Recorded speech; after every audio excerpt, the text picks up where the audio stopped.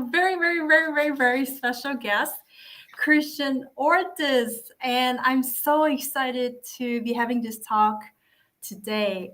So before we begin about Christian, he's the CEO and founder of Justice AI.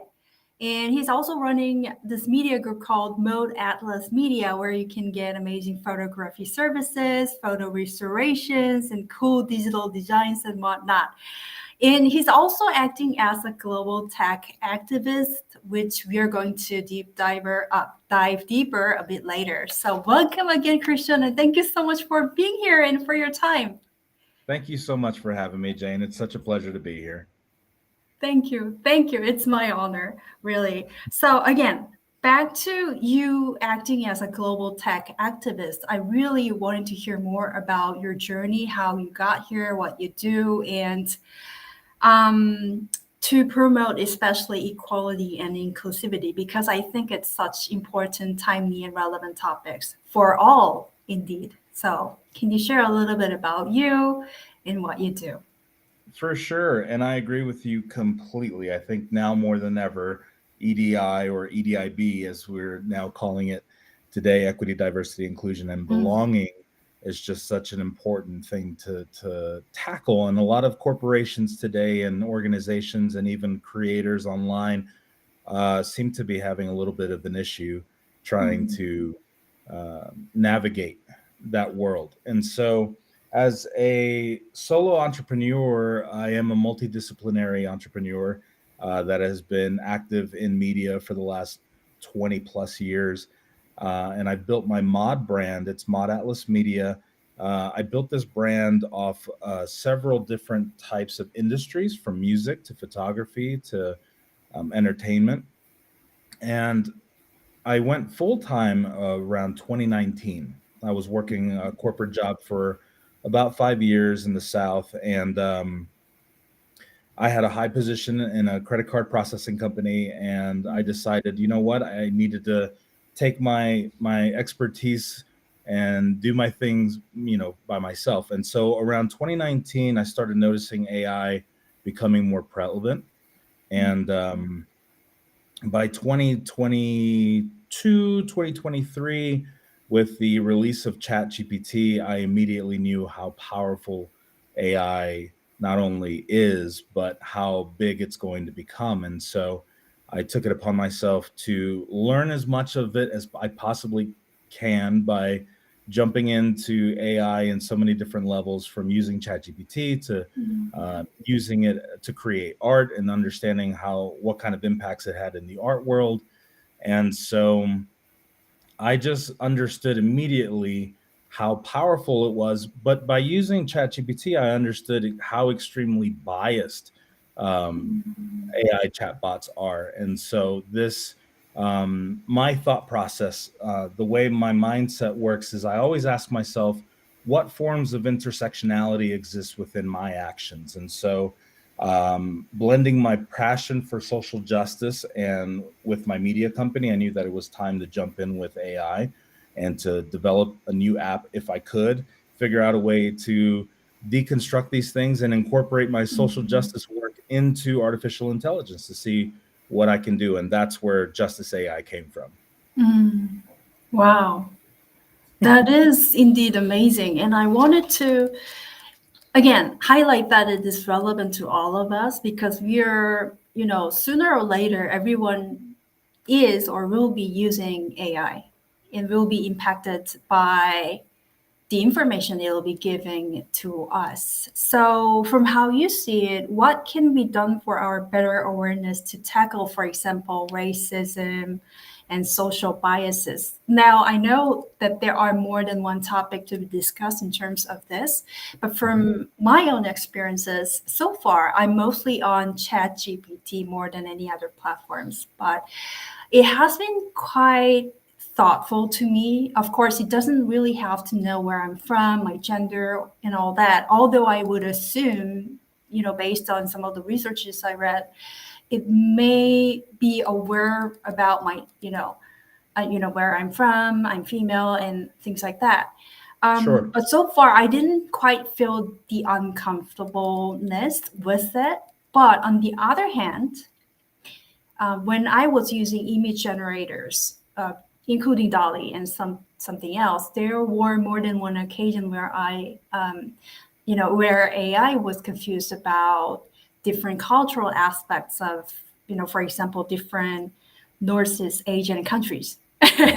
So you cannot Right. quite tell the difference between, and I would assume it happens quite frequently. It just gets to mix up different aspects or elements from different data, not necessarily to come up with the exact cultural aspect you were looking for. So That's this right. was so far my experience, but there must be a vast, other number of people who are experiencing different things. So how do we get to raise our own awareness to, better utilize AI, if this is the Yeah. way to So put it?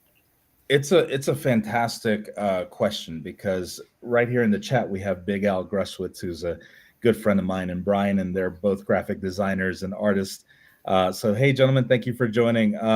They will tell you, that this has been a big hurdle in AI generative art, is trying to encapsulate cultures properly. I know me using it personally. I have a Chinese Canadian girlfriend, and we take a lot of selfies. And I try to recreate us on apps like Midjourney AI, and it always turns me Chinese as well, or Asian. And so, it's interesting to see what it picks up versus what we learn how to prompt, right? So Mm, when we talk about prompting and understanding what we're telling these software to do, it's extremely important to be very mindful and cognitive of mm, what you are trying to achieve, because there is a subtle difference between the power of something as ChatGPT understanding your prompts mm, and having Einstein intelligence to be able to understand what you're asking it for, versus being hyper specific when you're typing in prompts for art generation. So mm, when you're using things like Midjourney or Musafir AI, you have to be very, very mindful about what you're asking it to create, and mm, what you are looking to receive. And I would just recommend for users out there to simply keep trial and error, just keep doing and doing and doing, and getting better with trying to ask and communicate better. mm. And it gives us an opportunity to learn as well, right? As creators, if we're not getting what we are, yes, use Musavir AI. Big Al says it's a wonderful, wonderful app. They get those types of problems right very Mm. often. Okay. That is such an important point, because oftentimes we get to think sometimes it's the platform itself that is needed to be improved. But from how you see it, it is also us, the necessity of the work we might want to put into, for mindful prompts, which I believe is which leads us to another discussion about Justice AI GPT. I discovered that recently Justice AI launched its own GPT, which I think is fascinating. It was there to help you come up with inclusivity prompts specifically. So this is, among others, a great tool to educate yourself to come up with, again, mindful prompts. So if any of you among audience is interested, please go ahead and sign up to chat and educate yourself a little surrounding this topic. So can you tell us a little about Justice AI GPT, if that's okay? Absolutely. So when I first stumbled upon just how, we kept hearing this conversation of how biased AI actually really is. And when I started taking a look at it, I started thinking to myself, what does that actually mean, and how biased are we talking here? And so what I would do is I would use ChatGPT 4 to run tests and ask it questions about topics that I was very well educated in. I am a social activist as well, have been for years. And so I know stories about American history that, um, you know, the average American who doesn't dabble in politics or social justice may not know. And so I was able to ask it questions or ask it scenarios, give it scenarios, and the answers that it would give me, it's hilarious because ChatGPT, while although it's extremely knowledgeable, its responses reflect that of the perspective of a cisgender heterosexual white male living comfortably in America, right? So it often overlooks the diverse experiences and voices of marginalized communities. And so, as I was identifying these biases in its responses, I would push back. I would actually argue with ChatGPT a little bit and say, "Hey, your response is very biased. You're missing these marks," and it would understand and it would say, "You're absolutely correct." And so when OpenAI started releasing its own GPTs and it made it available so that you can develop your own, I said, this is a perfect opportunity. But it was more than just developing an app that deconstructs biases. I had to really ask myself, what is the bigger picture? Because I'm not doing this performatively, and I'm not just doing it because it's a hot topic and it sells and everybody it's popular. Like, it really needs to have a massive impact and a purpose behind the development process. And so Of course, yes. I spent weeks and almost months really understanding what the purpose behind something like this actually would be. And so what I ultimately came to is developing an app that I could consult corporations and industry leaders and C-suite executives who have potential issues within their HR departments. Maybe their culture isn't as diverse as they want it to be. Um, and so this provides a tool that deconstructs the perpetuation of familiar ways of being, right? We as humans, we perpetuate familiarity, and that is just a natural human trait. But we have to prioritize what we are perpetuating, and we have to be mindful about the things that we are putting out into the universe, because perpetuation is the antithesis of innovation. And so if we are to be innovators, if we are to look into the future into becoming corporations and leaders and businesses that are going to really pave the way into a more equitable, more intelligent, more highly evolved society, then we really need to nip this in the bud as quickly as possible. And so the beautiful thing about Justice AI is that it allows this to be a case by case situation where it's not just about developing a tool, it's about implementing it with people who are willing to make the change and willing to reform their structure within their corporations to be more equitable. And I believe you are the perfect person to be helping, for example, corporates and other relevant parties to achieve this goal under EDI topic, because you do have corporate work experience, but also you have been a creator for so long. And it's so interesting when you're seeing AI. So, I was watching this interview the other day, and it was, saying how sometimes ironic it can be, because we used to think AI will be, better at creative job at the last phase. Now, when we opened AI, it was exactly opposite direction, right?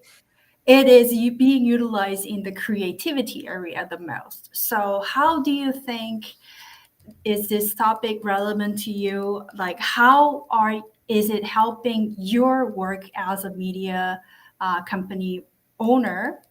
And how are you innovating your company as a creator utilizing AI? And I was also curious to hear, because you're so into, diversity, inclusivity, but not every single person is necessarily, right? How did you get, I was really, really curious, because I could see the passion and love for, to, the try to include more people in this discussion, so that more people can be benefited from these services and whatnot. How did you get so passionate about these topics? I was wondering about that too. So about your creator, role, and also about inclusivity.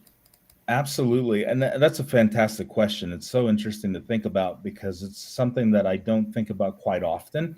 Um, I think the natural progression of where I am today stemmed from my upbringing and my family and in the time period that I grew up in, and I lived all around the country, born and raised in Los Angeles, California, raised in the 90s in New Jersey, in a mob owned neighborhood, and lived in the South for 25 years. And what it did for me was it gave me perspectives from people who came from different walks of life. And so I have met and interacted with and befriended thousands upon thousands of people in my lifetime who come from different backgrounds and have different understandings. And being a natural born empath, I relate to humans so much. And when we started collectively as a society going through this period of an awakening, is what I call it, when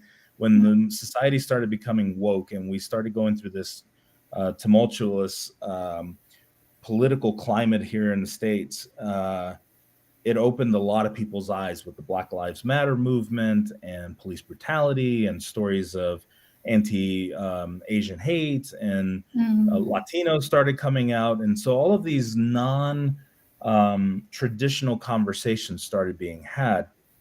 And to answer your second part of your question about how it affects me, I think I'm going to take that back into where it leads me professionally. Is I think it impacted me personally first, to hear the stories and have conversations, and even have conversations with individuals who don't think the way that I do due to their upbringing. And it was a lot of crucial conversations that I realized that we are not taught to have as a society in general. And so when you start understanding the backgrounds and where these individuals come from and why they think the way they do, you start to develop a broader sense of reality to be able to tackle these issues head on more and more. It actually helped me self-reflect on the way that, speaking about my upbringing, I grew up in a very toxic household with toxic ideologies, and it's not a boohoo me issue. We're all taught in different, we're all given our households, but we grew up with a lot of toxic ideologies that I had to deconstruct over the years. And so during that deconstruction, I realized that I was so passionate about it. I found myself being a social justice activist in the South. During the Black Lives Matter movement, I was part of the Stacey Abrams campaign. I was able to incorporate my social media marketing with my business into these avenues. And so I started realizing that the intersection between business and social justice was a challenge, right? Because the minute I start opening my mouth, now the people who don't want to hear what I have to say don't want to do business with me. And so it was a reality that was quite challenging, but I had to understand that as a business owner, we have to lead with conviction rather than our desperation for a dollar, right? And so I had to understand that my audience will be out there. The people who want to do business with me will do business with me, and the ones who don't. And that's okay, because I have to stick to my guns and I have to stick to my convictions. And so all of that came full circle when I finally made that decision to just lead and take the charge with what I believe, and knowing that my mission behind all of it is strictly coming from the best morals that I can portray for society, because I do want this society to be better, and I do want all my work to make positive impact. And in order to do that, you just have to be loud and unapologetic. Okay, absolutely. Wow, what I a know that was a journey. lot. Sorry. Sorry about Uh, that. well, which leads me to asking this question: how do we get to support you other than utilizing Justice AI and promoting it to help your work? Yes. So the best way to do it with the new GPTs, you have to be signed up to ChatGPT Pro for the newest version. So in order to use any new GPT, to my understanding, you have to have Pro. So if you don't have Pro, I don't know if it's $4 a month. I don't know what the price is if you're paying for It's, Pro. I believe, 20 something. Is it 20? Yeah, 20 So points something. Yeah, I'm a pro user, so it gets to charge every single month, but it definitely is worth it, I believe, I think because so too. the variety of GPTs now, including your one, definitely worth it to try Absolutely. I'm Justice always on the AI. hunt on LinkedIn to see who's got the newest one and what are they doing, and it's amazing to see what people are doing. And this is a great tool for your listeners to know if they're educators, if they're in the corporate world, Absolutely. no matter where you are, no matter what sector you work in, this tool will help better understand. It'll help people better understand uh, the nuances and the sensitivities within cultures, and it could teach you how to better speak to individuals who don't look like you and to understand the plight and the struggles that people who have disabilities go through. Like when we talk about marginalized, it's just not people of color, it's women, it's people who have disabilities, people who are people of color with disabilities. Like it's such a great large window of opportunity to just understand a different perspective. Mm. But to your question, yes, how can you support? I think the best way is to go to my website, which Mm. is www.modatlasmedia.com. And then you can just click on the Justice AI tab and it'll take you straight to the app from there. And it'll give you a how-to guide. You can see how you can use it depending on your industry. It's constantly being updated with new information and new prompts and ways that you can use it that will benefit you, because although this is given me an opportunity to be a consultant and to educate other corporations, I want this to be in the hands of anybody who's just curious. Because what I've ultimately found, and I'll kind of end this rant on this note, um, the best way for individuals to learn how to be the best ally they can in this fight is to find a safe space where they can ask questions without being Mm. ridiculed, a safe space where they can ask questions and learn different perspectives, where they don't feel like they're going to be judged for asking something that they just don't know. Because fear is the fundamental root of this entire issue. People fear the unknown. They fear the backlash. They fear so much. And so, if I was able to provide a safe space for somebody to learn, I think this is it. This is the perfect space for it. Mm. Mm. What you just mentioned is such a crucial point. We all need a safe space to, sometimes whenever we go through like situations we don't quite understand, we need support from, or, better judgment or, understanding of this whole thing. You always need a safe space to talk to. And what you're trying to create and provide is this platform where people get to discuss about these situations, their uniquenesses, being respected, and whatnot. So again, I really, really admire what you do. Thank And you. if you have like 2 or 3 minutes, this is, my last question, which is actually about art. So Yes. now I know that you're an empath and you have been creating a long time as a business owner. Yes. But I can see that you're also into helping people and also as an artist because you have been creating. Um, I'm also personally into the topic of art. So would you ever consider probably, you know, um, continuing to create your own artwork in terms of, helping out the world, but also to heal many people. Absolutely. Absolutely. So I am the creative director of a portion of my business that I call Chico Man Art. And it goes back to a nickname that my brother gave me, who was also an artist. And Oh, the purpose of my art that I do, I create a lot of digital paintings through Procreate and graphic design, but I also hand draw and paint as well.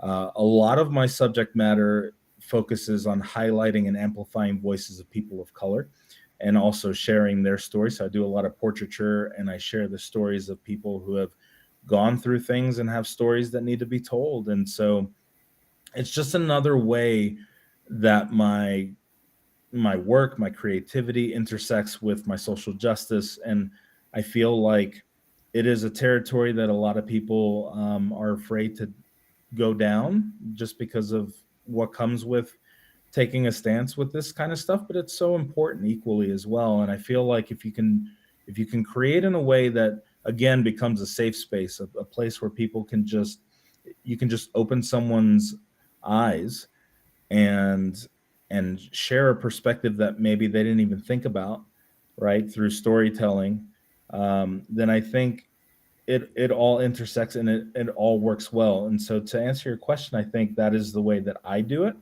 I think I choose to create imagery that helps educate people or maybe gets them a little more curious about cultures or people that don't look like them or cultures they're not a part of. And I think it's a beautiful opportunity to do it.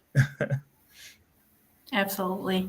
Do you happen to have a website where we can see your artwork? Yeah, so it's also on Mod Atlas Media. There's a Chico Man Art tab, and so it's going to be on the very top.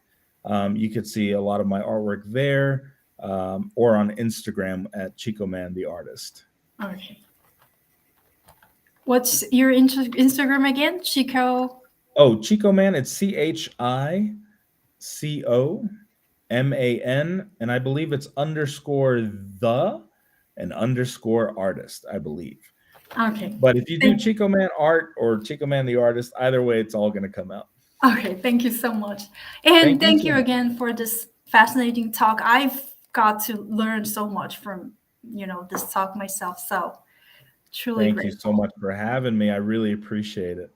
So before you go, anything you still wanted to share with our audience? I just really want to take a second to say thank you for this opportunity. I think this initiative is extremely important. It's certainly dear to my heart. And I think that the more people that find out about it, I think the more they're going to be excited to actually deep dive into it and at least play around with the app. But Mm, again, I'm just humble. I'm thankful. I'm grateful for this opportunity. And I just hope to continue to do the work that I do for years and years and years to come.